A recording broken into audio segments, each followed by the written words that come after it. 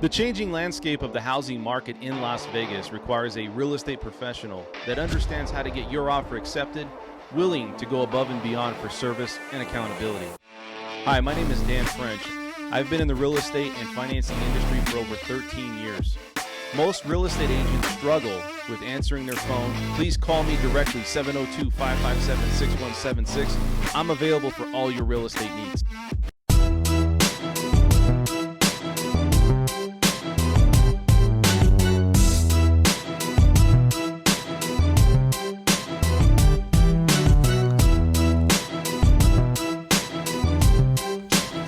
Dan's a fantastic man. He really is.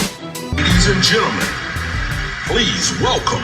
And what's going on, everybody? We're actually on time today. Thank the Lord on that. Everybody out there, this is Dan French. Thank you for tuning in. This is the French Workbench podcast here on a Tuesday. Have a great studio, a full studio. I don't think I've had this many people for a long time. A lot of familiar faces, though. I'm going to go across the room. So you guys know this is the most real and behind-the-scenes information on financing, real estate, money talk, entrepreneurs happening here in Las Vegas. And I'm your host with a lot of co-hosts. You guys know who I am. Also, I want to go over here and introduce Mr. Joey Andron. Joey, what's up, buddy? Hey, what's up, Dan? What's going on, man? You look stellar today. Thank you. I just got a fresh fade. Dude, it looks good, man. That's like 2 hours old. And if you guys don't know why I always wear a hat, because I don't have Joey's hairline, so... Do the reveal, please. Okay, real quick. Do you see this, people? Oh, now I look like I'm 25. So what's going on, man? What's going on in your world? Busy as ever. Busy as ever. You know, doing the deal, real estate, showing houses, just keeping up with it. You know what I mean? Dude, you're a killer. He's out there. He's crushing it. He's putting 2.5 in the bank like no tomorrow. He's closing deals. Like, man, sometimes I look up to you.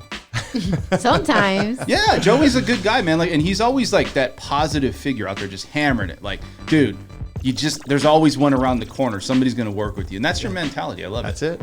Positive affirmations, man. Works all around the room. And Esmeralda's back. What's going on, Esmeralda? Well, I just got back from Atlanta, so I'm hyped. You're hyped up? You're hyped? You still on vacation mode, or what's going on? She's hyped. Oh my God! So I love Atlanta. I do. Like It's Atlanta nice. Housewives or what? What's going on? Like, was that what you went there for? No. Oh my God! So I heard that I was in Pahrump in Atlanta. Wait, what? Wait, Yeah. this doesn't even make sense. What? Okay, No? so I thought I was in Atlanta downtown because I've never been to Atlanta, right? So I went to Atlanta. I went met some friends or whatever, and they told me that I was basically it was like Pahrump in Vegas, but it was Atlanta. Did you go to Magic City? No. So I was like, what's what Magic happened? City? That sounds like something like for adults, like Disneyland. What is Kind that? of. It's an explain. all-inclusive place that it's a very pro-women's facility where a lot of men go to support, you know, the women's side of life, and we show them with dollar bills how we feel Elaborate, about please, them. Ethan. What does that mean? This is That dollar was a bills. fantastic description. I was actually intrigued. I leaned in for that one. Matter of fact, I stopped hosting for a second. I want to hear this. Go ahead. Go ahead and talk, Ethan.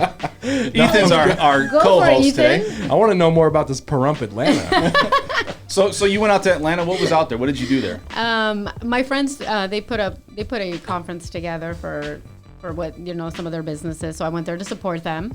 Okay. But they did it in Atlanta this time. Atlanta. And so there was all kinds of different people that came from different, you know, LA, Vegas, New York, I mean, everywhere. But it was just funny to, you know, I've never been to Atlanta, so it was rough. So what's It the was biggest rough. difference Wait, between it's here rough. and Atlanta? What's the biggest difference? Is it humid out there? Like, I've never been to Atlanta. It's Talk to- hot, and I tell was us what it- scared. Why were you scared? It was rough in the area that I was at. Okay. And Were then you- I were got you the wrong packing, or- Uber. And then I got the wrong Uber. So then he dropped me off like at 7-Eleven, and it was aggressive. I was Just got like, in someone's car? yeah, I was like, should I wear a bulletproof vest in here? I is don't know. Hey, it's like that, huh? So did you really consider maybe, you know, carrying at that time, or I just want to know, like, was that on the agenda possibly? It would have been or- helpful. It would have been Really, helpful. you'd have felt a Yeah. lot more confident. So I want to get into it. We also have Ethan here, Ethan Earhart. What's up, buddy? And so you have something really spectacular happening this weekend. Is that Yeah, right? guys, if you're in Vegas, Saturday the 30th at Big Dogs Brewery. If you're familiar with them, they're from the Midwest. They make some amazing food. They brew like over 50 of their own beers in-house. They brew their own root beer there. They're having a massive reggae festival over the weekend, and it's going to be like 12 hours long.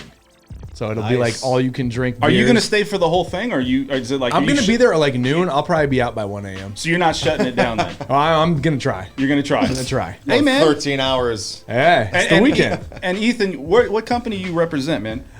Those of you that don't know me, I'm with AEY Marketing. We do social media distribution for celebrities, pro athletes, and a lot of businesses nationwide. So if you need anything like SEO, web development, or anything created, or your social media just handled properly, give us a call. AEY Marketing. Awesome work, everybody. So let's get to our guest of honor. He is the guy here that everybody wants to pick his brain. He is the guy here that's come all the way down to answer all your questions about what's happening with water. Are we in a drought? Do we need the water police cop out there to come in and the water police to come in and put the hammer down, right? So let's go over and introduce our guy, Bronson Mack. What's up, buddy? How are you? Hey, doing well, Dan. Thanks so much for having me on. Happy to talk about water. Great to see everybody here. Got to say, man, this is the most stellar podcast studio in town. Oh, dude, you're setting the bar high. I'm hyped right now, man. He's coming, and he goes to a lot of podcast people. So if you're out there, nice. don't think he doesn't know what podcasts need to look like. You're saying this is top notch. This is top notch. This looks better even than the podcast that I run, the Water Smarts podcast. Just a quick little plug there, but no, you're setting the standard. No, man. Hold on. Okay, let's get back. So, anyways, let's talk a little bit about what's happening today with the water situation. I mean, everybody has questions here, and we're going to let our guest answer those questions. That we were scolded by other people that we are just cutting people off. Bronson, I promise, man, you're going to have the whole enchilada today. You're going to be the man of the hour. So let's get into this. What's happening with water? Let's roll this down here for a second. So what's happening with water? Are we in a drought right now? I mean, you see Lake Mead. Well, are we in a drought right now? Yeah. I mean, we have been talking about drought in this community for the past 2 decades. This drought really started in the early 2000s. You don't realize you're in a drought until you're already about waist deep. And it was 2002 when the flows of the Colorado River were 25% of their average flow. And that was when the drought was really declared with all of the 7 states in the country of Mexico, all of which share the Colorado River. And since that time, over those past, we'll call it 22 years, we've had 5 years of above average flows on the river, which means we have had approximately, 17 years of below average flows. So when you look at Lake Powell, when you look at Lake Mead, when you look at what's going on with the Colorado River in and of itself, it is all about drought, which is the manifestation of climate change. And that has been really exacerbated and seen with low snowpack in the Colorado Rockies. That means less runoff into the Colorado River system. Extended years of dry conditions have also dried out the soils on that western slope of the Rockies, so that when there is some solid snowpack, like there was a couple of years ago, a lot of that runoff ends up getting absorbed by the soils before it makes its way into the river system. We saw significant wildfires in Colorado as a result of those dry conditions. So, having some of that runoff get absorbed by the natural environment is a bit of a positive, but it does have negative implications for how much water gets into the Colorado River, makes its way down to Lake Powell, and ultimately into Lake Mead. That is what really we have been experiencing over the past 20 years, and why we have been continually reminding this community that conservation is our #1 water resource. Yeah, I want to bring this up, and you guys can start chiming in on all these questions. So Bronson Mack is with the Las Vegas Valley Water District, also Southern Nevada Water Authority. And how long you been with these companies? Or it's one company, right? Isn't it? Yeah, the Las Vegas Valley Water District serves as the managing agent for the Southern Nevada Water Authority. You got to get back in the time machine and go back to the early 90s when City of Henderson, North Las Vegas, Boulder City, Las Vegas Valley Water District. All of these are familiar municipalities for us. The township of Laughlin with the Big Bend Water District. All of these entities had their own contracts for water out of the Colorado River from Lake Mead. There was still some unallocated water that was available for Nevada to use, and each of those municipalities wanted to gain access to that water. Ultimately, that means that they could continue to see economic growth, they could continue to meet the demands of their community. And the federal government at that time said, listen, Nevada, you need to get your house in order, and you guys all need to kind of come together and speak to us with one voice, because all of you are vying for what remains here as far as Nevada's allocation. So all of those entities got together. They all put their water resources, their water rights into a bucket in the middle of the room. They formed the Southern Nevada Water Authority in order to manage those water resources on a regional basis. That put every municipality on an equal footing. That then led to one entity serving as the managing agent for all of our water supply. That's the treatment of the water, that's the delivery of the water to the municipalities, meeting those water quality standards, and managing that resource in and of itself. And so the Southern Nevada Water Authority was born. As a result of that, now we have a lot of parity across the valley for the municipalities all using that water. And on top of that, it ensures that the conservation rules that are in Henderson are the same conservation rules that are in North Las Vegas, as in Clark County, as in the city. Okay. So that's why we've got conservation consistent across the board here, because we have a unified water management system under the Southern Nevada Water Authority. And the Las Vegas Valley Water District serves as the managing agent for SNWA. And that allows for shared resources, right? So the engineers at the Las Vegas Valley Water District help to engineer for SNWA. The finance department, the HR department, right? There's a lot of shared resources between those entities, and then what that does ultimately reduces costs to ratepayers and allows for those shared resources collectively across the board. That was like the biggest knowledge bomb ever. That was just intense. Listen, was it too much? No, it's not. That was fantastic. I heard an answer that a lot of people I hear, and I had myself, and you did answer it, and a lot of ding-dongs like myself out there go like, well, the water level is lowering at Lake Mead. How come we don't just turn on the Colorado River and just fill it back up? But you did explain that it's because of lack of snow and the snow melt and things like that. And then we hear things like people are stealing water. I don't know how you identify water that's stolen, but they said that there's a lot of people sharing Lake Mead and that people are, I guess, using water over a certain point and they're not supposed to be. Is this correct? So great question. And I think it's probably just important to rewind that back and just remind everybody that Lake Mead, while it's in our backyard, it's not all our water. We share Lake Mead with the country of Mexico, with California, and with Arizona. In fact, Southern Nevada is the smallest water user of water from Lake Mead. We're entitled to use 4% of the water that's available in Lake Mead. The remaining 96% goes down to Arizona, California, and the country of Mexico. They have legal entitlements to that water, just like we have a legal entitlement to our 4%. But even with that limited amount of water, and there are more reductions coming as a result of shortages, but even with that limited amount of water, we've been able to sustain this community. We've been able to grow this community since 2002 by 750,000 people, while consuming 26% less water. In fact, we've cut our per capita water use over the past 20 years by about 50%. And we've done that all because of water conservation. And we have more conservation we need to do, but it's because of that we've been able to really manage water supplies with water demands. And balancing that, conservation serves as the fulcrum for that balance. Didn't California just take more rights from Lake Mead? So California gets 4.4 million acre feet. Okay. And they do have some water that they have stored in Lake Mead under different agreements. That's helped keep the lake levels up over the past couple of years. But 4.4 million acre feet in Lake Mead, it's somewhere on the order of about 50 feet in lake elevation. So should California take all of their water one day, Lake Mead would ultimately drop about 45 to 50 feet as a result of that. But California doesn't take it all in one day, right? They take it over a period of years. And again, California is not necessarily the bad guy here. Sure, they get 4.4 million acre feet of water, but when the Colorado River Compact was developed in the 1920s and the 7 states got together and divvied up all of the water that was on the river, California was the one that was using the Colorado River first. And they were using that for irrigation of agriculture, you know? And so with that, they ended up getting a very large share of that river system. Now, a portion of California's water goes to serve urban areas. We're talking Los Angeles, we're talking San Diego, we're talking even upwards of Santa Barbara to some degree. So you're talking about large municipal urban water users.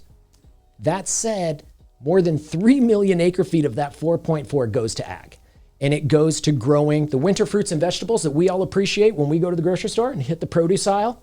But on top of that, they also grow a lot of forage crops. In fact, 80% of the Colorado River goes to agriculture, and 80% of that 80% goes to growing forage crops or grasses. This is pasture grass up in the upper basin, right, for cattle and feed. This is grass right here in southern Nevada that hardly anybody uses, which is why we want to get rid of it.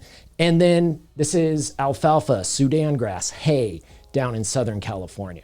So there's a lot of water that goes to agriculture, and it's important that as we look at the sustainability of the river, as the urban populations have dropped their water use, we need all sectors to be doing that as well. That includes agriculture. Should they just like cut off almonds and avocados altogether? I think so. Isn't it like 64 gallons they grow one avocado or something stupid? Yeah, and like 1 gallon to grow an almond, right? Super worth it. Really? Yeah, it's This like 1 guy's gallon like- of water to You're grow like, an almond. as you're eating your snack mix, you're like, yeah, it's crazy. There goes that water. Yeah. I gotta Now- get some almonds real quick. I'll be right back. Well, I was just gonna say, right? You like almonds. I love almonds. I like man. almonds, right? Dude, almonds So- and chocolate is the thing, right? The great mix, right? I mean, those are two Chocolate great covered tastes that almonds. taste great Yeah. together, right? To take it back to the old Reese's commercials. But the thing to keep in mind is, yes, winter fruits and vegetables or anything that ends up in our produce aisle, absolutely, we should be growing those things. Those are needed for our nation's food supply. And so is some of the Sudan grass and alfalfa that grows to feed cattle and livestock here in the United States. But a large portion of that also gets exported out to other countries, to Asia, to Saudi Arabia. In fact, Saudi Arabia doesn't even allow for the cultivation of alfalfa within the Kingdom of Saudi Arabia Why is because they that? recognize how much water it uses. Well, there you go. Yeah. California. They also don't allow alcohol, so it's kind of weird. I don't know what's going on So over I there. have a question. So, like for example, the Mirage and some of these other resorts that have like real plants and stuff, are they restricted with the restrictions with water since they have such a high, Good question. level of flowers and grass and like you're talking about like the golf course and all these other. I mean, how does that? I mean, is there Is that certain- gray water? Yeah. Or are So- they just recycling that? Great questions. Let's talk about that sector by sector. And since you talked about resorts for a moment, let's start there. Okay. So one thing to keep in mind is that 40% of our water supply is used indoors here in Southern Nevada. 60% is used outdoors. And it's that outdoor water we only get to use once because that 40% that we use indoors, we reclaim, we treat it to clean water standards, and we safely return that back to Lake Mead through the Las Vegas wash. Very cool. And the wash is a natural, well, it used to be a natural wetlands, but since it's been managed, but there's a lot of wetlands through there that help to polish that treated wastewater a little bit further before it makes its way to Lake Mead. That water goes into Lake Mead pretty warm too, so it's really that water that's up there on the surface. We then have a deep water intake that's drawing that cooler, clean water out. Every gallon that we return to Lake Mead means we can bring another gallon into the valley through the drinking water treatment process. This is how we stretch our limited water allocation, because our indoor water use, it's a perpetual motion machine. It's the water that we use outdoors, we only get to use once. So resorts, a large share of the resort water use is indoors, right? Guest rooms, showers, restaurants. We could flush every toilet, turn on every shower and every sink in every hotel room on the Las Vegas Strip, and it wouldn't increase the amount of water we deplete from the Colorado River. No shit. Because all of that is getting returned back. Seriously? So it's the outdoor water use where you really have any kind of consumption at a resort with the addition of evaporative cooling. Evaporative cooling is our second largest consumer of water. Now, what's evaporative cooling? It's air conditioning. It's air conditioning for large buildings, but it's water intensive. It's a process of bringing water through a system, cooling that air, basically evaporating that water to cool the air and push it back into the building as you're drawing that hot air back out. So evaporative cooling is one that we're actually focused on. We're working with the facility managers groups. We're working with the business community because we'd like to put a prohibition on any new evaporative cooling going in. And then at the same time, find ways in which we can retrofit and make existing evaporative cooling even more water efficient. Resorts use 5% of our water supply. Golf courses, you mentioned golf courses, they use about 6% of our water supply, but they're on a water budget. So they're only allowed to use a limited amount of water per irrigated acre, and that water budget is about to be reduced in 2024. So we've started that process with the golf courses. Golf courses have taken out grass throughout this valley, and they've removed the equivalent of 9 professional golf courses simply by taking grass outside of the playing areas. So leaving the fairways, leaving the greens, leaving the tee boxes, but taking out the stuff that's in between or the stuff that's at the entrances. That's the equivalent of 9 Where most of my professional golf balls courses. lie. Me and you both, man. Right? All of a sudden, all of our golf courses here are more desert golf I'm like courses. looking and I'm for like, rattlesnakes I'm out. and scorpions. And Right? Easter egg hunting over there. I'm right there with you. So I want to bring something up real quick. So everybody has probably seen this image here, and so this image is showing what's happening with Lake Mead, and you can see, how lush that water looks in 2000, right? And now you're looking at 2022, and it's dried up. Now, should you be concerned? Because look, I don't want to tell people like, hey, be all worrywart over here, but I mean, this is something alarming, and it's really driving people, and I'm sure Joey's come across this, where they may not want to move here to Las Vegas because they're thinking there's a water drought. So what do you say about that? Well, the thing to keep in mind when you see that image there is that's a portion of Lake Mead. That's considered the Overton arm of Lake Mead. So that's sort of the northern portion, if you will, of the lake that kind of goes up into Overton, where the Virgin River and the Muddy River come in. But certainly the dropping water levels in Lake Mead that we have seen just in the past couple of years are definitely concerning. This drought is very serious. The flows of the Colorado River being reduced as they are is very serious. This year, the federal government held back about 500,000 acre feet. Now, an acre feet is enough water for about 3 homes for an entire year. We're entitled to 300,000 acre feet. I told you California gets 4.4 million. Arizona gets 2.8 million. We get 300,000 acre feet. And this year, the Bureau of Reclamation held back 500,000 acre feet up in Lake Powell because Lake Powell's water levels were so low, they were protecting the power pool, the ability to continue to generate hydroelectric power at Glen Canyon Dam. So less water was released down to Lake Mead this year as a result of that. Also, summertime, it's peak water use here. Yeah.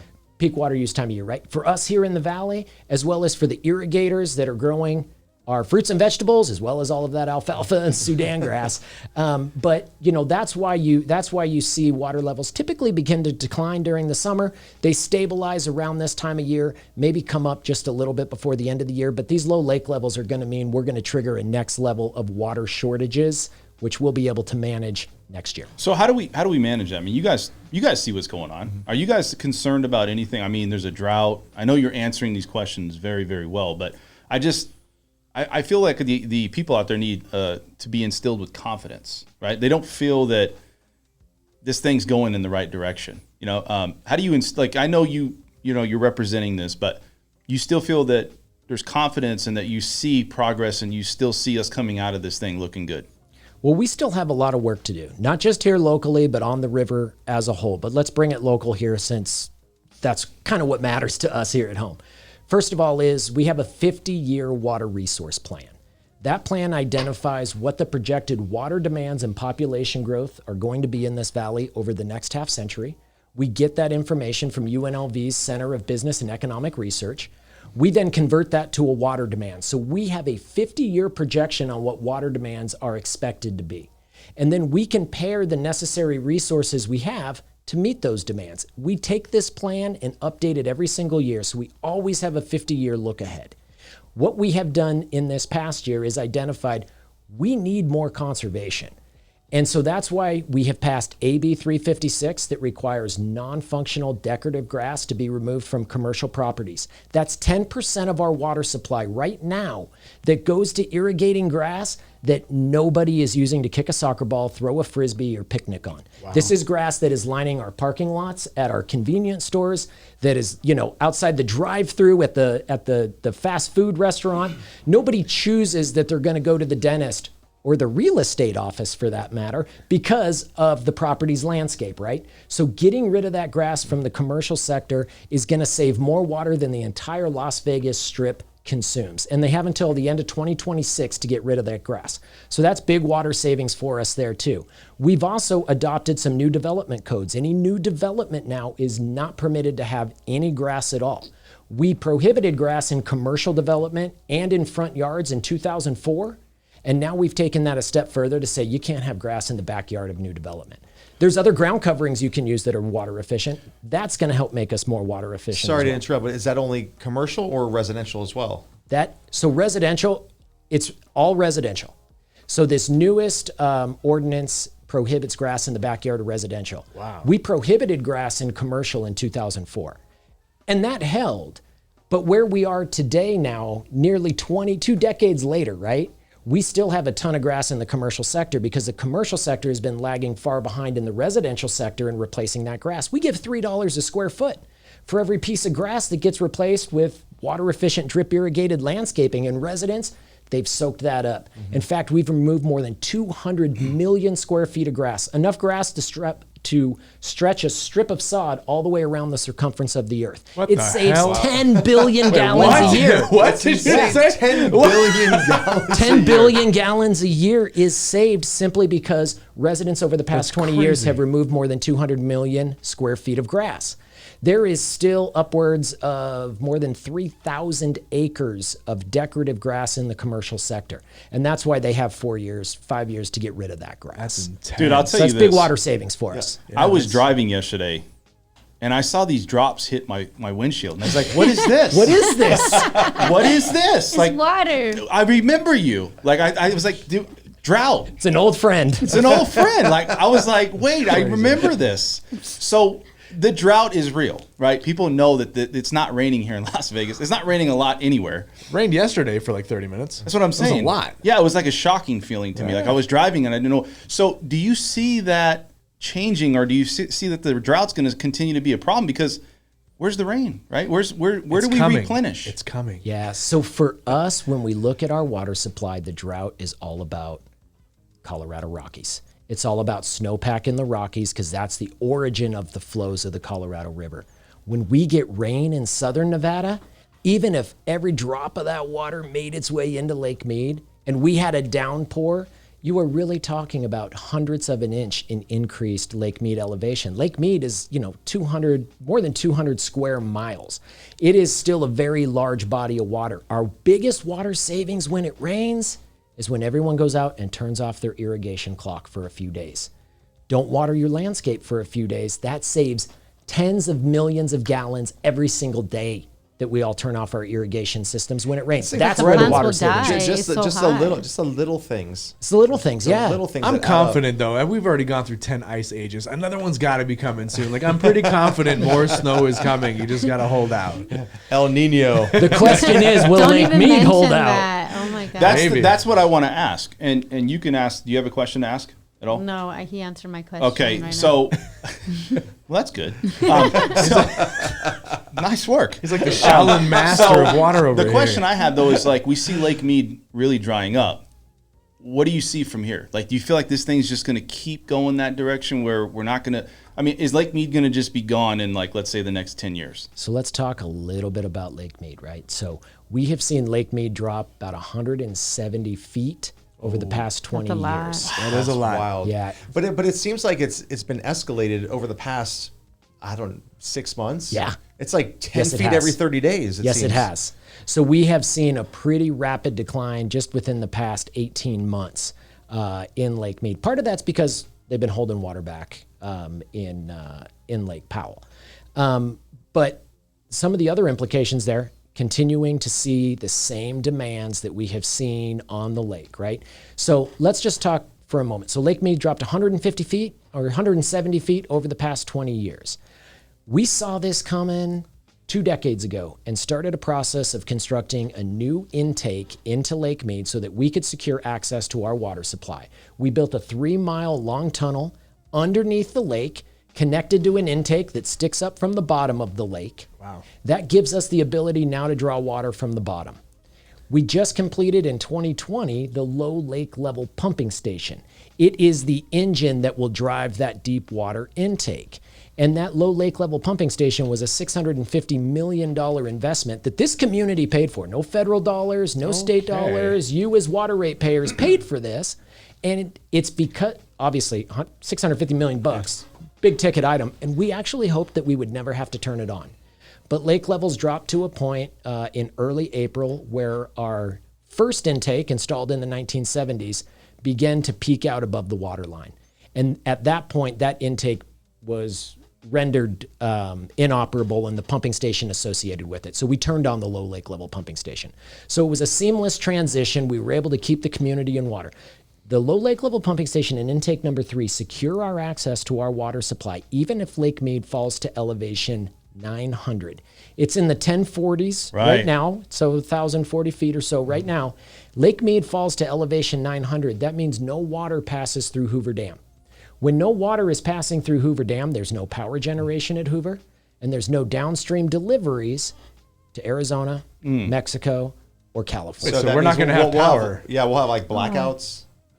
I don't know necessarily what the implications are from a power perspective because I'm more on the water side. That's crazy. But what I can tell you from Scary. from the water side is that intake 3 in the low lake level pumping station, should we reach elevation 900, would still have about 20 feet of water covered across the top of it. Still allow us access to the water. But if we dropped 170 feet, 170 feet, 70 feet, and how many? Like, 20 years. Let's go back in the past because this is like it's all been making news in the past 30, 45 days. Really, everything's been in the news, right? You have these guys on YouTube showing the lake levels are out there fishing. Finding a bunch of bodies and all the of bodies, stuff. the barrels, and then you see these images, right? So it seems like it's really just making its way to the mainstream, and people are focused on it, right? Yep. So what's the reduction in the lake in the past 45 days, 60 days, 90 days? How many feet? I'd have to go back and take a look at what the historic trend or what the actuals have been, but I'm going to say it's probably close to 20 feet. I'm fascinated by the tunnels still under the lake. I know a bunch of guys who dig tunnels, but they're from like other countries to here, but for other reasons, not for water. But That really happens? I don't know. I've heard. Wow. So there's this whole tunnel system under the lake who did this? We did this? The Southern Nevada Water Authority put out a contract and brought in a company capable of being able to do this. It primarily consisted of miners and local laborers here in Las Vegas. Like minors under 18? Okay, show's over. I appreciate the clarifying question. These are guys like that live underground and work underground, miners, ER. But they used the tunnel boring machine. So they used this very large tunneling machine in order to excavate. It moved at about 8 feet at a time. And as it moved each 8 feet, it then constructed a concrete ring behind it, made its way 3 miles out underneath the lake. Mead. Underneath no Lake fear Mead. of this thing just caving in and flooding. So it That's crazy. encountered the highest pressures of any tunneling project or activity ever tried. It was a high risk. It was a high risk project. It was a successful project, and we're glad that we did it because it's securing our access to the water supply that we have. They hit it on the nose too, right? Because Dude, they had to drill down and then they had to meet it. And they hit it right on the point, right? Very, very close, right? So they dropped an intake structure down on the bottom of Lake Mead and embedded it in concrete. And there it sat for about 2 years underneath Lake Mead. And then the tunnel boring machine made the 3 mile long drive to connect to that intake. And to your point, they were millimeters vertically and millimeters horizontally off from being dead center. Millimeters. Wow. I feel like I just earned my master's degree right now in like water. So, and there is a documentary on our YouTube page, SNWA. Go to our YouTube page. You can see it there. Go to our website, snwa.com, intake number 3, and you can watch the documentary there. That should be on like Modern Marvels. It was pretty close. I mean, we documented it for that reason. It actually did get some pretty good press, and that's also been played on PBS and around the entire nation. So, Sounds more interesting than that Oak Island show. So let's say this. So you guys have questions for him? I mean, Esmeralda, do you have any questions for him about I have a people question. that talking to you about what's happening here? Well, Water question, go. I mean, the water question was kind of what Dan said, that people were concerned. So in my community where I live, there's obviously a lot of plants and flowers and things like that. And I know you said there is, if you change it into desert landscaping, they help you with the cost and whatnot. So what if you don't want to get rid of the grass? Move to California. There's plenty. No, of I mean, grass. is there like some kind of, is there some kind of like, I don't know. Fine. Yeah. So in the residential sector, you can certainly have grass. We just ask that if you have that grass that you're using it, that it's just not purely aesthetic, decorative, ornamental grass that you're looking at because, hey, the front lawn is the American dream to a large extent.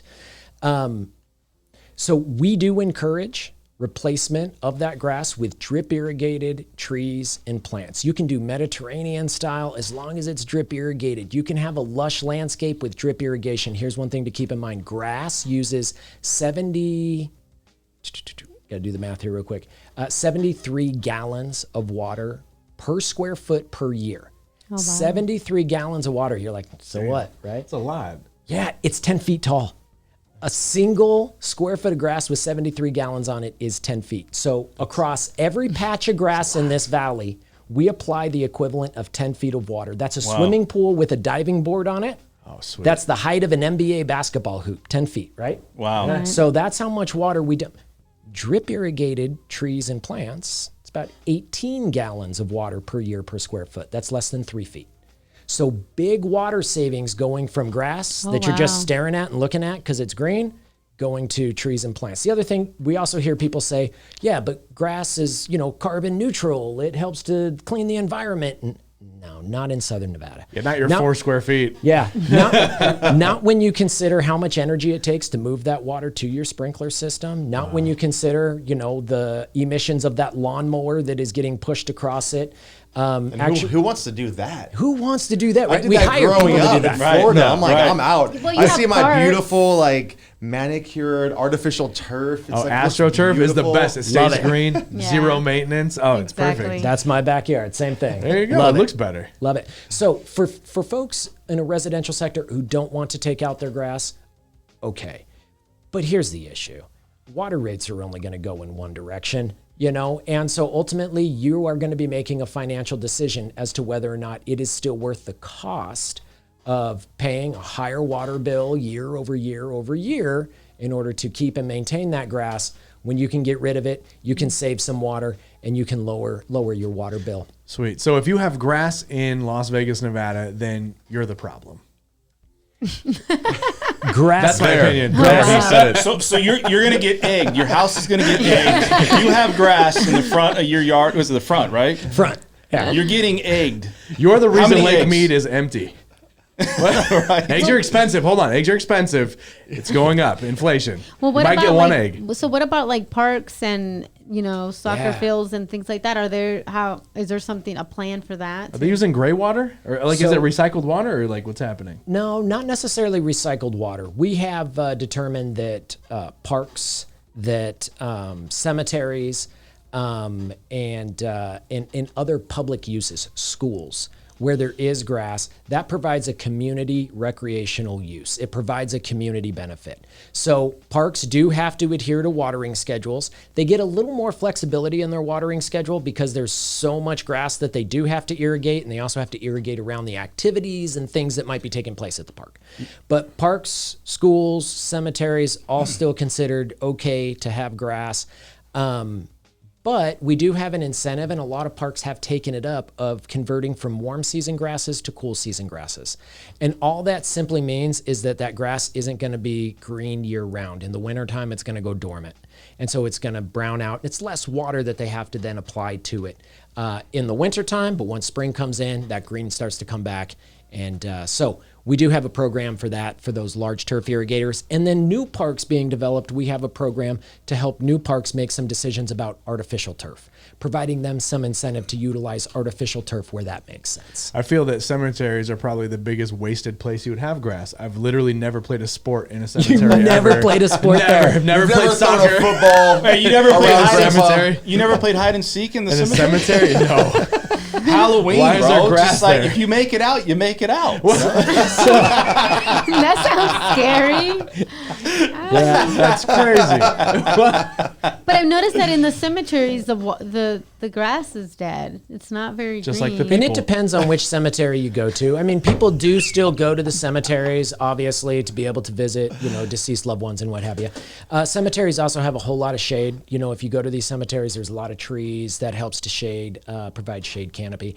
But it is considered a functional use of grass. So, in that instance, they are permitted to have it. Now, here's one thing to keep in mind. Gallons per capita per day. How much water we all use per person per day. Right now, everybody in this room uses 110 gallons per person per day. And you're going to tell me you don't. I take 3 showers a day, and I do excessive water stuff. But you said in the house it's recycled, right? In the house, it's recycled, Oh, right. thank God. So I'm you're good. helping. I'm good. I'm not So in the wasting house, water. it's recycled. right? Everything in the house is Everything. recycled unless you're on a septic system. If you're on a septic system, then that water is going into your septic, and we have a program to convert people off of septics onto the centralized wastewater system. 110 gallons per person per day is what we use.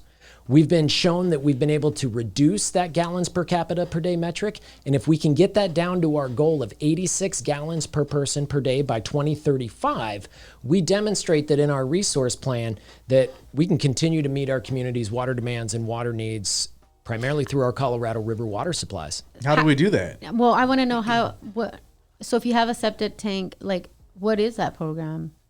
So if you have a septic and you are interested in converting over to a centralized wastewater system, it's really a couple of things. Most people who are on a septic system have a groundwater well. So they're not using Colorado River water. They're not using water delivered by a municipality. They're just pulling that water out, using it, and then it's going into the septic, and then it's leaching out into their yard. But there are some properties that have a municipal service connection, so a water district or a city of Henderson or a North Las Vegas connection, and they are using Colorado River water, but they still have a septic. Those are our highest and most desirable targets to shift onto the centralized wastewater system so that we can begin to reclaim that water back. Because every gallon we reclaim back allows us to take another gallon out and bring it into the valley as treated drinking water.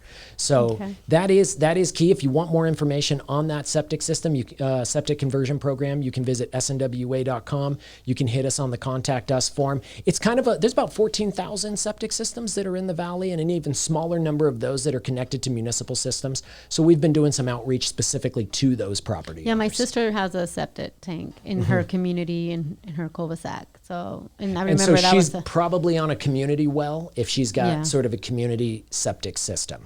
And so that's the kind of situation where they'll be able to continue to use that groundwater well, but should that well fail and there's municipal water service nearby, they may be required to hook up to the municipal water system, and then at that point they'd be required to hook up to the sanitary sewer system as well.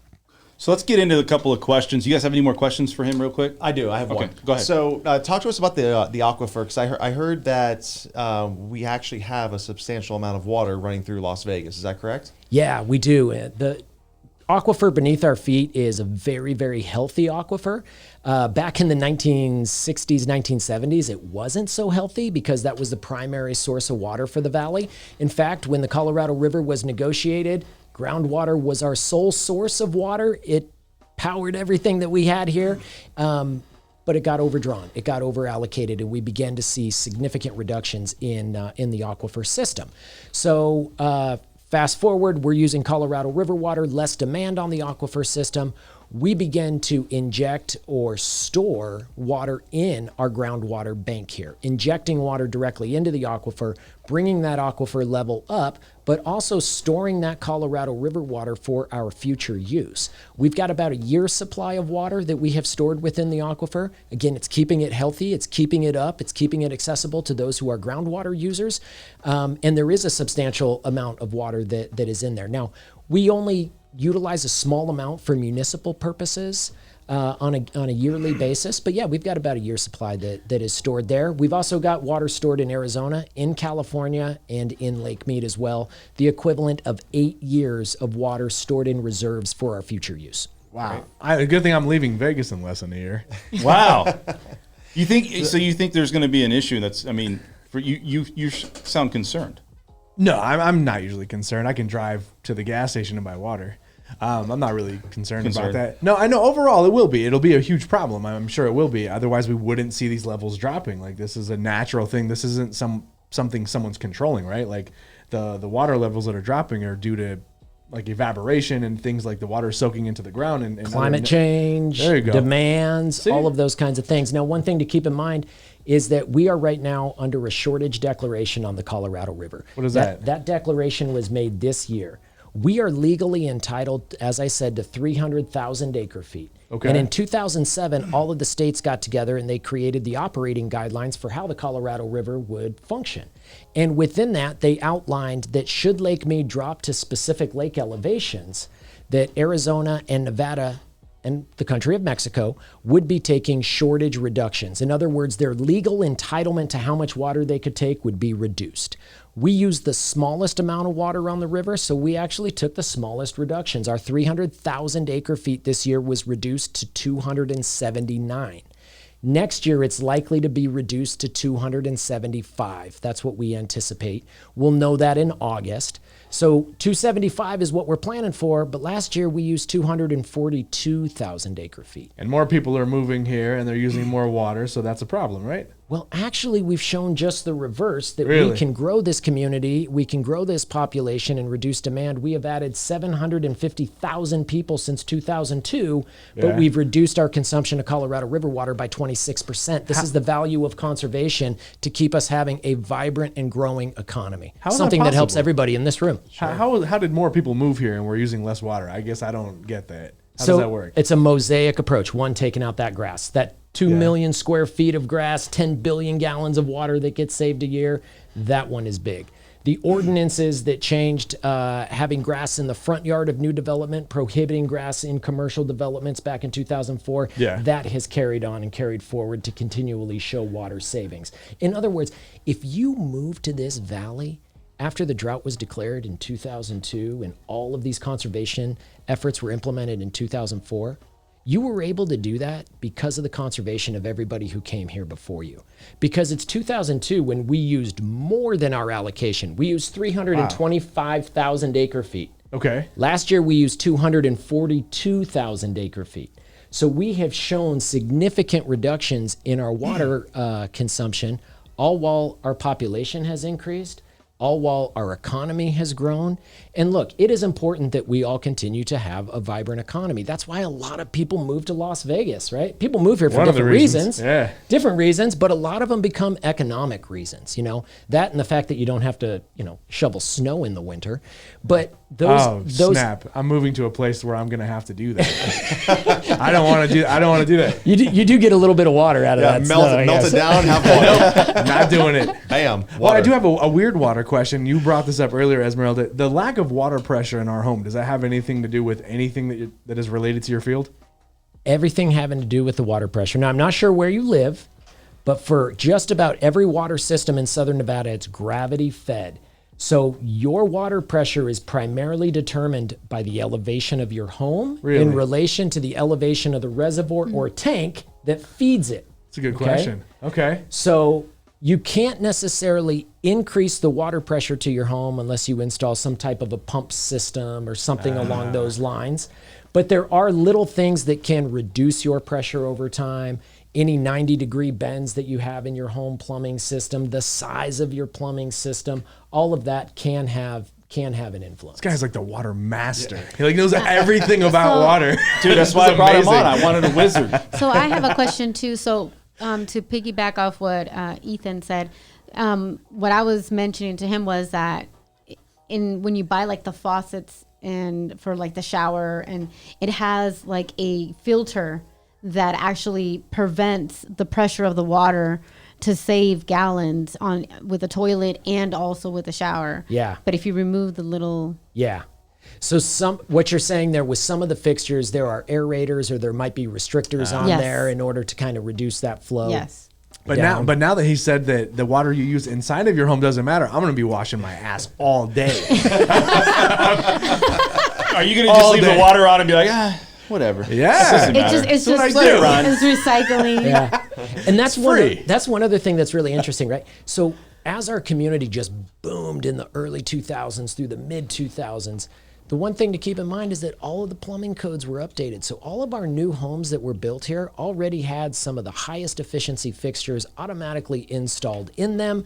There was no grass in the front yards of those Right. homes anymore. And then obviously when you buy that brand new home, as the homeowner, you have the decision as to what you landscape in the backyard. I don't have grass either, but Only grass I have. Thanks for doing your part, Esmeralda. I did. Hey, I have one point I just want to touch on because it's all about water conservation. So there's a very important legislation that's passed for was it on September 1st about the size of pool that you can build. I heard about this recently. So that's 600 square feet, Correct. right? So what's a typical pool size? So the average pool size in Southern Nevada is about 470 square feet. Okay. So relatively modest size, functionally sized swimming pool, 470 square feet. But we have seen swimming pools built, especially on your more affluent homes, 1,000, 2,000, 3,000 square feet. I mean, there's one that's being proposed as of at least a couple of months ago that was 5,000 square feet. Sweet, I'm going to that guy's house. You know, Wow. I don't know about you. That's Give us about, some what, like laps. 3 times the size of my house. That's crazy. All open body of water in the middle of the Mojave Desert. Does that make needs that? sense? Right. No, but do you So- want That it? sounds cool. So all of the homes that are under construction now or projected in Ascaya, McDonald Highlands, McDonald Ranch, the Summit Club. You bet. So they're all going to be reduced down to 600 square feet. Any pool that doesn't have its permit pulled by September 1st would be required to meet the 600 square foot limit. Wow. And that really, at least as of right now, that's been adopted by the Las Vegas Valley Water District. The Southern Nevada Water Authority passed a resolution showing their support for that as well. It's going to continue to move on to the other municipalities, ultimately to be embedded into code. Now, what is 600 square feet? 600 square feet, if you think about average size of a 3-car garage, that's like a going to hotel get you. room. That's going to get you pretty close to 600 square feet. So keep it shallow and you can have a bigger pool to entertain. It doesn't matter the depth. Oh, nuts. And actually, if you go deeper, you actually have the potential to keep that water cooler, which may or may not be a benefit to you as a user, but Yeah. it does help a little bit with evaporation reduction. But here's the reason that we did this. We were seeing a proliferation of these large, extravagant swimming pools that were being built. And some of these homes aren't even occupied year round. So it was the type of thing where we're looking at it and we can save over a 10-year period about 32 million gallons of water simply by preventing large swimming pools from being installed when 600 square feet still gives you a large swimming pool and is much larger than the average sized swimming pool that we have here in Southern Nevada. So while I have heard people say 600 square feet just isn't enough to recreate in, I would say really, because the vast majority of Southern Nevadans that have a swimming pool think 470 square feet is plenty of area to It's recreate. America. We want everything big. America. Everything's got to be massive. I just want everybody out there. We got 5 likes. I need to get at least 20. I'm going to be pulling IP not liking addresses me. off computers to find out who didn't hit that like button. So you guys need to hit that like button. Please hit the like button. We love everybody out there. Thank you for watching. So you guys have anything else to say to him? Because we're going to get into these questions here. And there's- questions? Let's get into the questions. Yeah, let's get into the questions. And you guys have really allowed me to elaborate and expand it, and I really appreciate you giving me the I space love, to I do love that. the knowledge. I'm now water smart. He's got My a man, PhD in water. my man, over water here. smart. Dude, that's like the slogan. You You just got gotta to get a practice. shirt that says that. I know. I'm water smart. I will try my best. AEY. Well, he's All right, drinking so beer and saving water. Let's so. get into the first right. one here. All right, so the first question we have is going to the top. We have running at altitude. Well, you said, "What's up, everybody?" Let's go to Beth. Beth, can you list the states and their percentage of water authorized annually? No.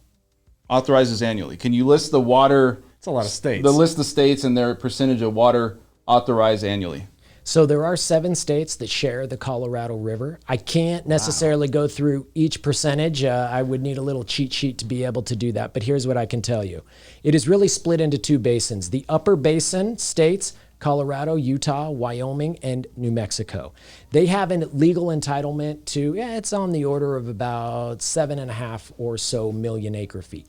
The lower basin states, Arizona, California, and Nevada combined, we have a legal entitlement to about 7.5 million gallons of water, right? So it's a kind of an even split between the upper and the lower basin. Wow. Combined right now, the demands on the entire Colorado River are somewhere around 14 million acre feet, right? So everybody's not using their full legal entitlement, including us. But that said, the actual flows of the Colorado River, what Mother Nature has been providing in the river system, on average over the past 10 or so years has been closer to about 12 million acre feet. So there is more demand right now on the Colorado River than there is water being provided by Mother Nature. And if you talk to the climatologists, they tell us that we need to be preparing for something that might be closer to a 9 million acre foot a year flow in that river system. So didn't the upper basin states meet recently? And they did, and they allocated more downflow. Well, what happened is in early June, the federal government said, "Look, Colorado River states, we need to cut another 2 to 4 million acre feet of water. That's more than a third of what the demand is right now. We need to cut another 2 to 4 million acre feet of water in 2023. Get together and figure out how to do that." So the states have been working together on that. The Upper Basin did come out with at least a 5-point plan and sent a letter to the Bureau of Reclamation associated with that. The conversations are still ongoing amongst the states on exactly how to achieve that 2 to 4 million acre feet of additional reductions. And that all needs to get across the finish line by about mid-August or so, or else the federal government has indicated they will come in and take unilateral action. So let's get into the next question. That's a good question there, Beth. So let's get into here. Running at Altitude has a question. Water pipeline from Mississippi River. So it's a question mark. Can you explain a little bit more on that? Yeah, this is one that's been floated around now for almost 2 decades when the drought started. And the theory here is, hey, let's build a pipeline from the Mississippi, either to convey Mississippi River water, which, in many respects is already being used or allocated, although a good chunk of it does reach the Gulf of Mexico, or build catch basins so that when the Mississippi overflows, that water flows into those catch basins and then can be conveyed through a pipeline over to the Colorado River system. There are some challenges associated with that, not only regulatory challenges, engineering challenges associated with that. Keep in mind, Southern Nevada Water Authority looked to build a 300-mile pipeline all within the state of Nevada in order to use unused, unallocated groundwater within the state. That was met with considerable opposition, especially from the environmental community. And ultimately, it lost in court. So now imagine trying to build a pipeline across multiple state lines in order to bring water into the Colorado River system. It's one of those ideas that is floated around a lot, but I don't think that it has a whole lot of opportunity to come to fruition. Why would it lose in court? Like, wait, what? The feds don't want you to have anything. If you're going like in Nevada, like in the middle of nowhere, and you're trying to pump water from the aquifer, like why would the environmentalists want to get in the way of that? Like, what are they? Are there like desert lizards that are going to go extinct? Like, what's the repercussions? We need water to survive, right? Right. Well, they had quite a few different arguments. A lot of it had to do with the fact that the groundwater system within those areas already have dependent ecological needs. So there were a lot of different arguments that were raised. There was also concern that you could overpump the aquifer, which is called water mining, basically taking out more water than actually is recharged with precipitation, although Nevada law doesn't allow you to do that. And we made that case in court. So there were just a lot of different factors that ultimately won out in district court, not federal court, just for clarification. Okay. It was all district court right here within the state of Nevada. So, look, as it is, conservation continues to be our number one and best resource. We still have a lot of opportunity to continue to conserve our consumptive uses of water, that water we use outdoors, evaporative cooling, pools, landscaping, all of those kinds of uses. We still have a whole lot of headroom there to make us as water efficient as we need to be. We're already one of the most water efficient communities in the nation, but we need to be the most water efficient. So California, actually, they had for desalinization, that was up for vote just recently, wasn't it? Yeah, Orange County Yeah, and it got struck down, right? got struck down. Environmentalists. California Coastal Commission. Damn hippies. So there's been, No water for you. there, you know, So mean. and California has obviously been successful in building some desal plants. There's one in Carlsbad, California, the Poseidon. It's right there, one of my favorite spots in Carlsbad. There was a proposal for a desal plant within Orange County. That got shot down by the California Coastal Commission. A lot of it has to do with concern for marine life, potential implications of brine disposal. Obviously, all of those things can be overcome because we see desalination not only work in the United States, but we see desal work throughout the entire world. Israel, Saudi Arabia, what have you. Yeah. So, desal, obviously, huge potential there. We've had some conversations a number of years ago with the country of Mexico about partnering on a desal plant. We unfortunately don't have coastline here, so we need to have a willing partner to be able to do that. And the way that we envision desal working is with that partner, investing in a desal plant, constructing that desal plant. The water that is produced from that desal plant would be used locally, wherever that desal plant is, and in return, we would take a like share of water from that country or that state's Colorado River allocation. Yeah, how big of an impact, if we did come into an agreement with like Mexico, how big of an impact would that have on Lake Mead?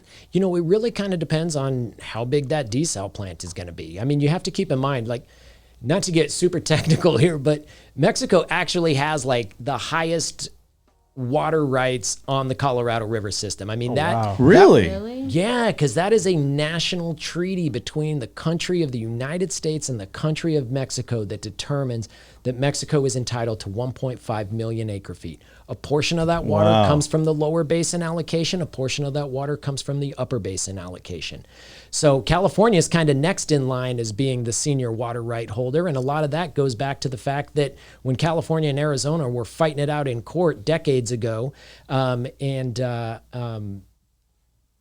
basically Arizona lost, Arizona was looking to build the Central Arizona Project. They wanted to move Colorado River water down to Phoenix and down to Tucson. In order to do that, they needed federal funding. In order to get that federal funding, California's representatives in Congress basically said, we'll support you, but you need to make your water rights junior to our water rights. So if there is ever a shortage on the river, as outlined in the Colorado River Compact, you guys are going to take our shortage.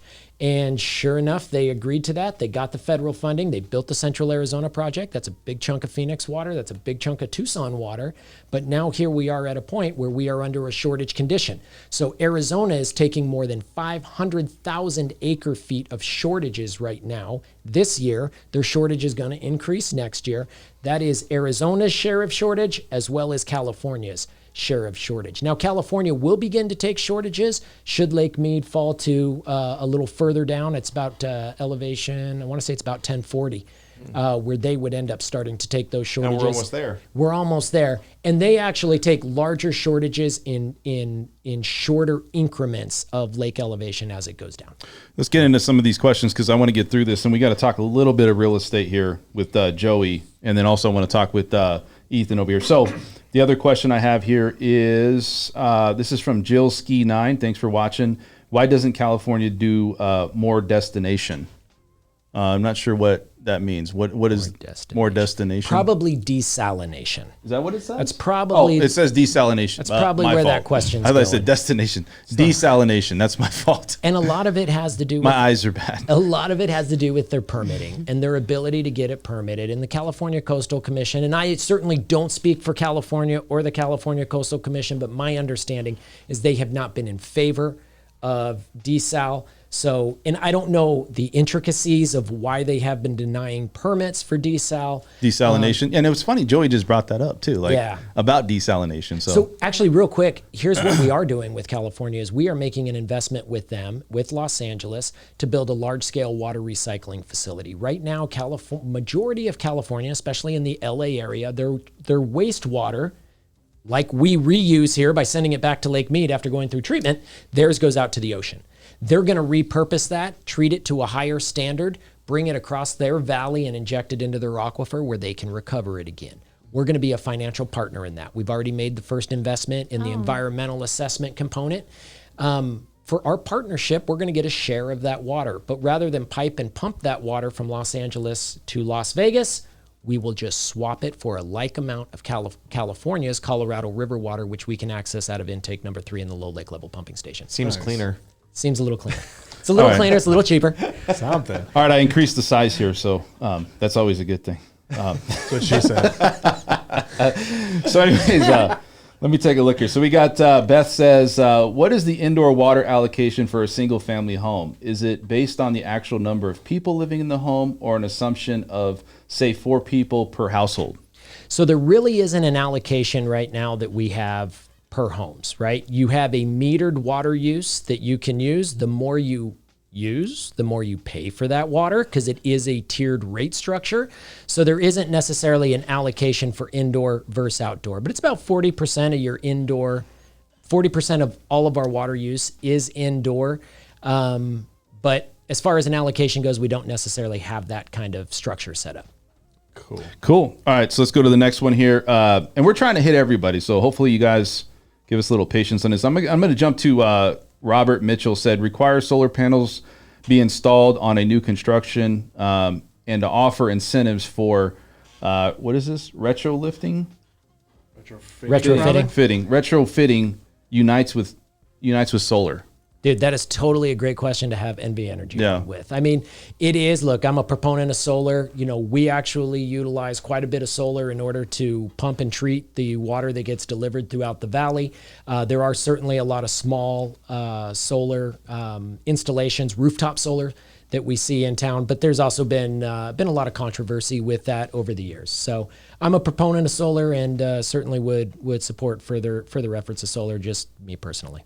Nice. And then let's see what else we got. I think Verstar. We got to get Verstar in here, man. I mean, Ver's always on the show, and let's get a good one for Ver. I call him Ver, but it's actually Ver. I don't know. What do you call him, Joey? You call him Ver? Yeah. I don't know why I call him Ver all the time. So I want to jump to also Cameron here, but let's see here. So let's see what Ver has to say here. I want to see if he has a good question here. Let's just do this one. How about what is this? Artification? Aridification? It seems most inevitable. Hopefully not in our lifetime. Aridification. Yes. Explain what that is, because I think a lot of people really don't even know what that is. So aridification is kind of an emerging term, especially amongst the climate scientists. What it really means is a warming and drying of the future. It is becoming more arid. Keep in mind, we right now live in the most arid city, although it may not feel like it today with the I thought Arizona was, no? No, we are the most arid city and the most arid state in the United States, right here in this valley. Number one. Dude, does Arizona have the same water issues, you would think, right, as Las Vegas? I mean, are they going through the same problems? Well, certainly they are from a Colorado River perspective, right, since that provides a good share of the water. They also have a whole lot of groundwater resources that they utilize in Arizona and other in-state surface water that allows them a little larger portfolio of water supply than necessarily we have here in Southern Nevada. But the aridification is something that we're hearing more and more about. We believe that we are absolutely experiencing aridification. It is a result of ongoing climate change. What that really means is that we can expect to continue to see less snowpack, less precipitation here in the West, while at the same time having years where we probably will get hit pretty hard. There will probably be heavy precipitation and heavy snowpack some years where we will end up in flooding conditions. You know, that's the kind of thing that can help recharge the reservoirs, but it's not something that you can necessarily count on year after year, which is why conservation remains so important, because that's how we manage our demands. All right, let's jump to Francois. I think that's how you say his name, Francois. Has a question here. Also, well, let's jump to Cameron. I didn't want to jump over Cameron. Cameron said, if we've been losing 10 feet of water a month for the past 2 months and there's only 140 feet left until the deep pool status, dead pool status at Lake Mead, doesn't that only give us 14 months until we're there? What then? No, it really doesn't. I mean, I can certainly understand the calculation that is taking place there, but let's keep in mind a couple of things. One, right now, water levels have basically stabilized because demands downstream have stabilized a little bit as the growing season has begun to taper off within the agricultural community. On top of that, once we hit September, October timeframe, that's certainly when we start to see more snow begin to fall within the Rockies. Water demands across the entire basin begin to reduce at that point. So these reductions in water levels that we've seen pretty rapidly over the past couple of months, a lot of that, keep in mind that is during peak water use year, peak water use time, while also 500,000 acre feet staying up in Lake Powell. But if we do get to dead pool, like the lower basins are screwed. If we get to Deadpool, we're cool. If we get to Deadpool, we're cool. Yeah, if we get to Deadpool, we're cool. But 98% of that water that would be going downstream for Arizona, California, and Mexico would not be able to physically get past Hoover Dam. Well, you guys are screwed. Then we have blackouts. Exactly. Get Exactly. solar. Get solar. Oh man. Get solar. Let's go to here. What else do we got here? Veristar said destroy the like button. Excellent. Tim said, I didn't want to say that. Hey, David Ramirez. Is that David Ramirez? David R702? Is that David R? He said, how much well water do we have under the city? Well, our allocation that we have as a municipality is about 40, I want to say it's about 46,000 acre feet. Again, we get 300,000 acre feet out of Lake Mead. So it's about 46,000 acre feet that we can use for municipal supplies. But then on top of that, you're talking about, thousands of wells in the valley that are going to be pulling out, somewhere between an acre foot, 2 acre feet each in order to meet their demands. So, I'd have to actually refer that one to the state, but I can at least tell you that from a municipal standpoint, it's about 46,000 acre feet. Sweet. So Tim has a really good point here. He says, save water and drink tequila. Well, isn't tequila made with water? Oh, yeah. Well, it's made in Mexico. Wait a second. Is it? It kind of depends on what the water source is. Depends on Well, what it the water depends on how source you is. make it. Mine doesn't have any water in it. It's just straight alcohol. It's crazy. Just Pure gasoline. Anybody else got any questions out here for Mr. Bronson Mack here? He's come all the way out from Las Vegas to be here today. All the way up the 215. All the way up here, All the about way. 10 minutes of driving. Traffic, Long maybe way. 15 minutes. You guys have any other questions for him? So I just want to say, you guys out there, thank you. Also, thank you, Bronson, for coming on, educating Thanks for having me. everybody. And is there any, real quick, I know we're going to have your information. Is there anybody that would want to know how to get a hold of you? You have you said a YouTube channel, you have like a podcast. Like, what do you do? We got lots of good stuff. So we've got snwa.com, Southern Nevada Water Authority. That's really a great spot for conservation information, general water resource information. We also have the Las Vegas Valley Water District website, or whoever your water provider is, City of Henderson, City of North Las Vegas, good information there. Check out the Water Smarts podcast, Water Smarts. You can find it on all of the different podcast apps. Right now, actually, we are hosting and playing the roundtable discussion with the Southern Nevada Water Authority's executive team, going through some of these harder questions.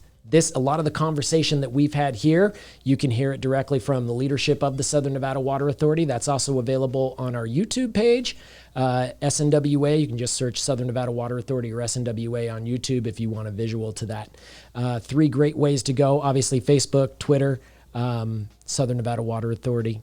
Keeping that information out there. One more thing, just to make sure everyone knows. It's your world right now. If you're a homeowner in Southern Nevada, you need to make sure that you are following the seasonal watering restrictions. Every season, we require homeowners to go out to that garage or wherever your irrigation clock is and change the settings on your irrigation clock. Right now, we're in summer, so there's no watering between 11 a.m. and 7 p.m. It's the hottest time of the day, so it's not doing your landscape any good to water during that time period. So water after sunset or before sunrise, and no watering on Sundays. But come September 1st, we go to 3 days a week. And when you make that change and you go to 3 days a week, if everybody can make that change and we go to 3 days a week, we will save tens of millions of gallons of water. And if everybody follows the watering restrictions, 3 days a week in the fall and in the spring, 1 day a week in the winter, we will save more water than is being cut under the shortage conditions on the Colorado River. That's incredible. So our future is in our hands. Cut your outdoor water use. Follow the watering restrictions. Just follow the rules. Just follow the rules. He said, "Follow the rules." If you just follow no the one does rules. that. Dude, the way he That's said that, crazy. you guys remember that? It's like, the future is now. Just follow the rules. Yeah, if everybody did that, man, we'd continue to show reductions in water consumption and continue to be able to support a vibrant economy. And if everyone followed Love the it. rules, we would not be where we are now. Absolutely. Absolutely. Oh, wait. Oh, And we got Mr. Joey over here. Joey, Yes, what's sir. going on, man, in real estate and in this world right now that everybody knows we're going through a correction maybe here in Las Vegas, or just a slight, I would you say it's a correction right now? Would you say that the prices did a lot of data searching, did a lot of information on home prices, things going on? You talk to me, what's going on out there? Well, we basically had a little whiplash effect, right? Went from a seller's market, $25,000, $30,000 above appraised value, waiving contingencies, went from a crazy market, no inventory, like 2,500 homes on the market, and now we're like somewhere teetering around like 7,500 homes on the market. Complete buyer's market. But as you know, I'm primarily a buyer's agent, right? So this is when we thrive, right? This is, people are talking about recession. Oh my God, the market's crashing. The prices are retracting. How low will it go? This is when you get the best deals. This is it. This is the time. So all of my buyers that I've been working with who weren't able to get a house 60, 90 days ago because they were just priced out of the market, now they're getting massive discounts, right? Massive discounts. So we're being very, very competitive or aggressive in our offers. So to give you a perfect example, I had a house that I just put under contract. It was listed for $925. I think the seller purchased it for $945. Wow. We offered $800. We got it for $825. wow. Wow. So that was right in line with some of the stuff that I was looking at, that 800 price range. I would say like 8 to $1 million. Is that where you're seeing that softening at? Because that's kind of where It's all across the board. Really? All across the board. So everyone's situation is different, right? It's case by case basis. But we're seeing this not only in the resale market, we're seeing it in new home sales, because these home builders had massive amounts of cancellations. People just couldn't afford it. When you go into contract, you have to get pre-approved with the builder's lender. So typically they were getting pre-approved for 2.99, 3.25%. Waiting 6 months for their home to be built. You can lock your rate 60 days prior, but the rate's gone up to 5.5%. Ouch. Their payments more than doubled or maybe doubled. Can't afford it. Debt to income ratio. They said, hey, I was going to be at 1,900. Now I'm at like 3,500 or 3,000 a month. wow. So now they cancel. So now all the home builders are holding on to that inventory, when just 60, 90 days ago, they were saying, hey, look, give us your highest and best. Hey, listen, this is our lot premium is $50,000. How much more will you pay for it? Now they're waiving the lot premiums. They're incentivizing, some home builders are giving up to 6% towards your closing costs. So you can use 3% for your closing costs and another 3% to buy down your rate. And they're slashing prices. I was at a Pulte community in Sky Hills the other day. There was a inventory home listed for $917,000, right? And I want to say maybe 45 days ago, I had a client looking at the same inventory home. It was being built. They would not take an offer. They would not entertain it. That same house is still available, and the sales agent told me, offer in the low 800s, they'll probably take it. And on top of that, they're offering the 6%. Wow. So I want everybody out there to understand, if you are looking to buy a home, this is the market you want to buy a home in. It's not, hey, oh my God, the interest rates are 5.5% or 5.75%. There's a recession, the market's going to collapse. No, this is when you make money. It's not when you're fighting tooth and nail amongst 9,000 other buyers and trying was to a waive weird appraisal. market, man. You know, I mean, it was yeah. crazy. But you know what? Everyone's situation is different, right? People had to buy homes, right? They want to take advantage of that low interest rate, and it worked out for a lot of people. But this is the time that you want to buy a home because you can always refinance that interest rate. You're not married to it. Oh, yeah, for sure. But think about this. You're walking into a community of somebody 60 days ago just closed on it for, let's just say, $500,000, and now you're getting incentivized to purchase this one for maybe $400,000. You're already walking. Now your equity position is massive because what are the chances of that person at $500,000 moving and selling it for less 2, 3, 4 years down the road? Yeah. You're in a better equity position. Yeah. It's always good to walk in equity. Yeah. So all of my buyers that I'm working with right now, we are just being totally aggressive and just throwing out crazy offers like the one I just told you. And the house that we just put under contract was a formal model home by TriPoint. Nice. So it was a resale. They bought it from the developer and then they put it back on the market, and we got an even better deal. Nice. So, I mean, you're looking at a lot of people out there think we're in a recession, and let's just be honest. Like, you know, I'm people say like, hey, we're in a. I think it's the psychological impact that people have on their mind that think that we're in a recession, right? It's because the word hasn't come out from, like, say, government or news as much as people are looking. They just keep changing the name. Exactly. But they're looking at it going, okay, well, you know, we see that there's declines. We see that the market, or not just the market, but inflation's higher. We also see that people are thinking things are slowing down, yet we don't see unemployment yet. But a lot of people, even though it's not coming out here saying this is recession is starting to head that direction. Do you feel that a lot of buyers out there want to buy, but they're worried that we are headed for a recession? It really just comes down to education, right? Because everyone can turn on the news and everything is doom and gloom, right? So with all of my clients that I work with, we always sit down, I go over all of the details, what the market's doing, what we're capable of, what we should actually do. I set them up for success, right? So look, we use all of those variables to our advantage, right? So yeah, great, we are in a recession. Do you want to have the highest priced home in the market, or do you want to get rid of it? What's your scenario, right? Do you want to sell, or do you need to sell, right? Most people in this market are like, oh my God. So it's actually reversed, right? Because people had the fear of loss. They were panicking because they didn't think they could get a home that they could afford. Rates are going up. Right.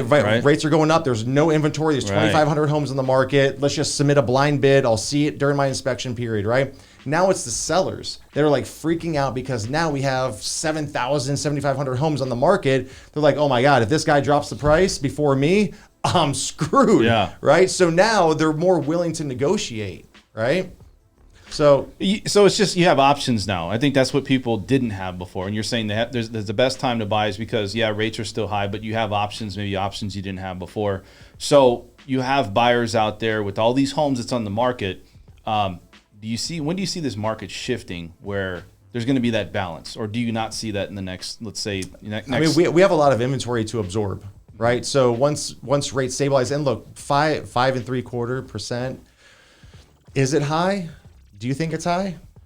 It's all relative. It's all relative. I think in the 70s it was a whole lot higher, wasn't right? it? Prices were a little bit less, but again, it's all relative, right? Yeah. So it's whatever you can afford, basically, right? But 5.75, what's that going to push you at? You're going to push at a comfortable, like $7,000 a month. No, I'm just saying. But you're looking at like $2,500, $3,000 a month, right? If you go rent a 2-bedroom apartment here in something that's in a newer community, you're gonna be paying $2,500, $2,800 a month. I agree. And I had this conversation. It's really about if you need to buy a house, it's shelter. You need to buy a house. I mean, it's not really. Yeah, you don't want to buy at the peak. You don't want to buy at higher rates, and I think that's why everybody was doing that. But you get to a point where it's like, well, I got to bypass that because my family needs a place to live. I need a destination, and guess what? It's just like rent. I know people that have rent going up $100, $200 every time that they get renewed. And it's like, what did you start with? Oh, I started with $500, it's up $500 and it's going to continue even in this market, right? I mean, rent follows the housing market for the most part. Yeah. So why not buy a house? I'm not saying go out and buy today and it's the best time. We're not trying to be, but I get your side of it. It's like, you have opportunity now. You have options. Yeah. So, I mean, going through multiple markets, I've been doing this since early 2005 and being in multiple markets through South Florida and Miami and here in Las Vegas and watching the fluctuations in prices and different scenarios, this is, in my experience, the best time to buy because people are in a position to where they are, I wouldn't say the sellers are maybe desperate, but they start getting scared of, oh my God, my house is going to stay on the market for 60, 90 days. It's not going to be sold in 2 days. What if my neighbor sells lower than me? That's going to bring down the comps. Yeah. And it's like, it's catching a falling knife. So people are more willing to help buy down the rates, give closing costs, things like that. And I'm telling you, like 60 days ago, people were like, It makes You want, sense. wait. You're going to offer me list price? Yeah. Yeah, that's a good starting point. Right. It's like it's not me not even entertain it, right? And now getting a house is $100,000 less. So It's we got crazy. we got questions here, Yeah. and I just want to like read them real quick here for you. So let's go through them real quick. You got Vera said the government actually did change it up. Instead of the 2 consecutive quarters, they upped it to look at other factors, i.e., moved the goal. What is that? Posts? The goalpost? Goalposts, yeah. Running Altitude said, did he say 5,000 homes now selling for 4,000? 400,000. I'm sorry, 400,000? Hey, get closer to the screen. This is 20% reduction in a few months, he said. Wow. So let me clarify something. First of all, people were listing their houses above market value. So we were seeing, Wow. based on comps and things that we're selling, 20, 25% above appraised value, right? People were coming in $25,000 above appraised value, driving the prices up. Doesn't mean that the values have gone up that much or retracted when you're making these Wow. offers. They're coming back down to where they should be, right? It's not like the market's going even, further down. Further down. It's just stabilizing, right? So if you offer me this phone and you're like, hey, I paid $1,100 for it, but you know what? Give me $1,300 for it. Yeah. I'm overpaying for it. All right, absolutely. Right? But I can go to the store and pay $1,000 for it. Yeah. Right. The value's still there. The I'm value's just still not there. overpaying for it. You're just not, yeah, exactly. 100%. Let's look at this other one. He said, let me see here. The government actually, no, we just did that one. He said 900,000 selling for 800,000. Okay, that's what Verstar said. So it looks like, for the most part, people are starting to understand that the market's shifted and not everybody's in a market to buy.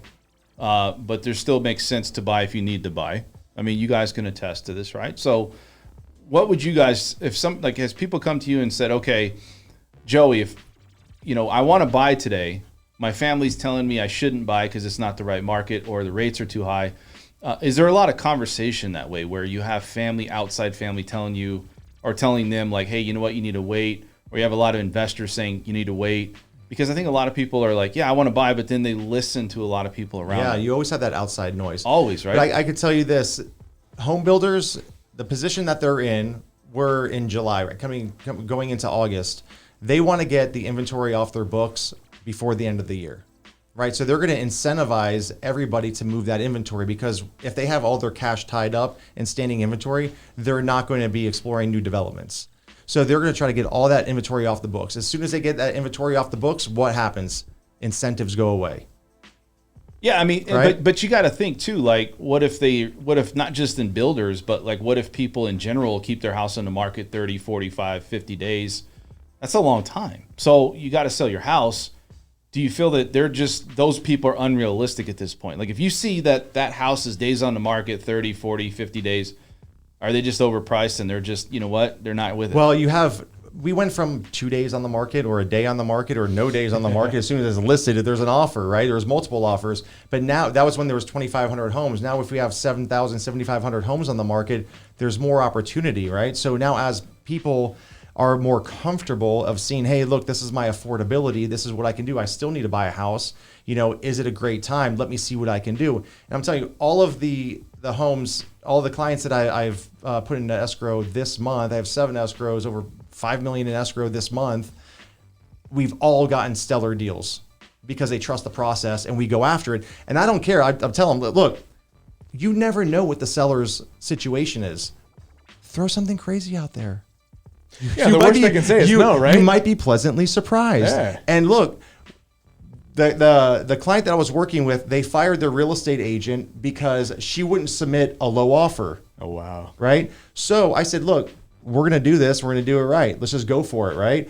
It was priced at $925. They reduced it to $875, went down to $850. They wanted to submit at $800. The other real estate agent said, no, I don't want to do it. We're in contract at $825. There you go. It works out sometimes. Closing in 30 days. See? So let's get over here. It's like, you never know. People just want to sell and move on. You got to try. Cameron says Narada Real Estate Investments said the luxury real estate market median sales price increased while homes greater than 1 million declined. Do you a different market or do you see? I see what he's saying. Do you see a different market based on home value?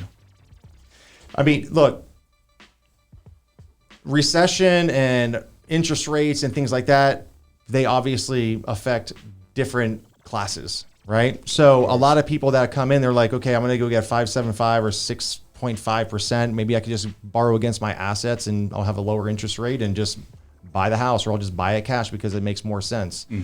So somebody who's buying $1 million, $2 million, $3 million home, like at the house that I just put under contract in Mesa Ridge for 2.5, they're a protected class. Both doctors, they make a bunch of money and they're protected opposed to somebody who's going to be $500,000. That makes sense? Yeah. It's just different though. Like the mindset I see people in today's market is it's more of a necessity, where I felt like the market before was not about necessity. It was about they're just missing out, right? And it's maybe they weren't ready to buy, but they were just like, rates are going up. We better get it while we can. I think it's a different conversation now with people. It's not, yes, it's still, they got to have going and buy and they got to know why and got the pros and cons, but it's just a different conversation where you get what I'm saying? Like before it's like, hey, I'm going to throw everything I can because I don't want to miss out on this deal. I don't want to miss out. Rates are 3%, 3.5%. I got to get into this house, even if it's 20 or 30. Now it's like people are just sitting back and going, man, there's like 7 homes just like this, and you got agents calling others going like, why did you pick this home, not this home, when it's in the same neighborhood? So are you getting that? Not so much, but again, that just goes back to my point. You're in a power position as a buyer right now in this market. That's good. That's good. It's time to buy. It is, and there's so many options out there right now. What would prevent somebody from submitting 2, 3, 5, 6 offers, low offers, just to see what they can get? Because you always remember, anytime you buy something or you invest in something, you make money on the buy. You don't make money when you sell it, right? Yeah. You got to buy it right. So position yourself well, be aggressive, pick out 4 or 5 homes that you like, throw some crazy offers out there, and you might be pleasantly surprised. So we've gone a long time. I just want to say, you guys out there, if you're looking for a good realtor, definitely look Joey up. Joey, you got a channel, right? Yeah. What's your channel? Joey Andron. Wow. I love that. Creative. Really creative. Hey, what's my channel? Dan French. French Workbench. Follow me, subscribe, hit that like button. Notification. All right, AEY Marketing. Anything happening, buddy? I want to let everybody out there know. Yeah, it's been a decent couple of weeks. We started working with Output Exotics. If you're in the city, you have an event, you want to rent a Lambo, a Bentley, something nice. They're one of the cheapest ones in the cities. They'll give it to you for a day, 2, a week, whatever. They really don't care. They're just really awesome. So, they're like my favorite exotic rental place right now. So Nice. They give me cars free, so I can't really say anything. Let's ride out.